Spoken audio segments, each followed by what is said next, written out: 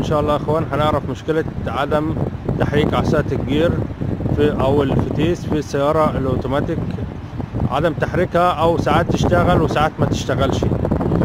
فخلينا نشوف كده مع بعض. طب يا اخوان كده احنا دلوقتي جوه السيارة. طبعا عصاية الجير انت دلوقتي بتركنها على البي زي ما احنا شايفين. انا راكنها على البي. المفروض لما بضغط فرامل يا جماعة، فرامل الريلي اللي شغال بيعمل كونتاكت بينه وبين العصاية بتاعت الفتيس، يعني زي ما احنا شايف. هنسمع دلوقتي اهو.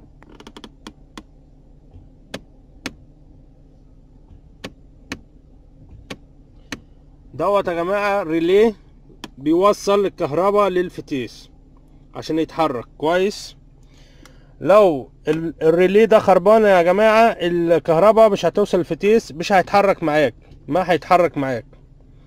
فمن ضمن الاعطال بتاعة الفتيس او الجير او عصاية الفتيس او عصاية الجير ان الريلي ده بيكون خربان، دي بتخليه ما يتحركش زي ما انت شايف كده اهو. طول ما فيش التكه دي يبقى الريلي خربان. طيب في حاجه قبل الريلي ما تحكم عليه اذا كان خربان ولا لا. في شيء اهم حاجه تعمله الاول قبل ما تحكم على الريلي اذا كان خربان ولا لا معاك. اول شيء العصات دعاسه الفرامل او دواسه الفرامل دي لازم تكون على عاليه. دواسة الفرامل لو هي نازله على الارض، نازله على العربيه كده مش عاليه، ما بتلمس في الريلي. طول ما هي واطيه على ارض العربيه، على الارضيه بتاعت العربيه، عمرها ما هتلمس لك في الريلي اللي هو بيدي الكهرباء للعصايه. فدي تنتبه منها كويس جدا، او قبل ما تغير الريلي وقبل ما تفتح على نفسك فتوحه تشوف عصاية الفرامل، دعاسة الفرامل بتاعتك هل هي عالية ولا مش عالية. لو مش عالية بتروح للميكانيكي بتقول له نسمها لي.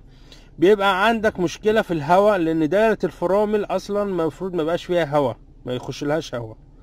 فهو الميكانيكي بيطلع لك الهواء لحد بيفضل يعلي لك فيها لحد ما تعلى عن الارض. فلما بتعلى ساعتها بتعمل كونتاكت مع الريلي دوت.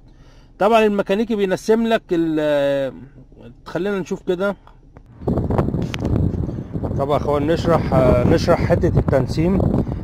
طبعا انت بيجي الميكانيكي عند علبه الفرامل اللي هي ديت، في ماسورتين رفيعين راكبين معاها زي ما انت شايف اهي.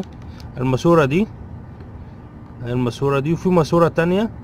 دولت بيفتحهم سنه صغيره كده، بيفتحهم حاجه بسيطه.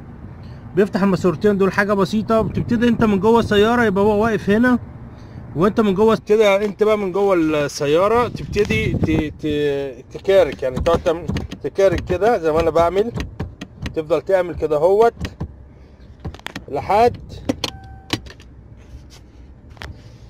ما الفرامل تعلى. طبعا انت لما بتعمل كده بتطرد الهواء من دايره الفرامل. لما بتعمل كده بتفضل تعمل كده. هو فاتح حاجه بسيطه في علبه زيت الفرامل، انت كده عمال تطرد الهواء. تفضل تعمل كده لحد ما الفرامل تعلى معاك. مجرد ما علت معاك ان شاء الله بتلمس في الريلي وبتشتغل ومفيش ادنى مشكله عندك. دي اول خطوه لازم تعملها قبل ما تغير الريلي، او بيسمونا بصراحه حتى مش عارف يسموه كتاوت، باين كتاوت الله اعلم يعني اذا كان اسمه صحيح. بس كده، وادي مشكله عصايه الجير. وشكرا لكم ولوقتكم. السلام عليكم ورحمه الله وبركاته.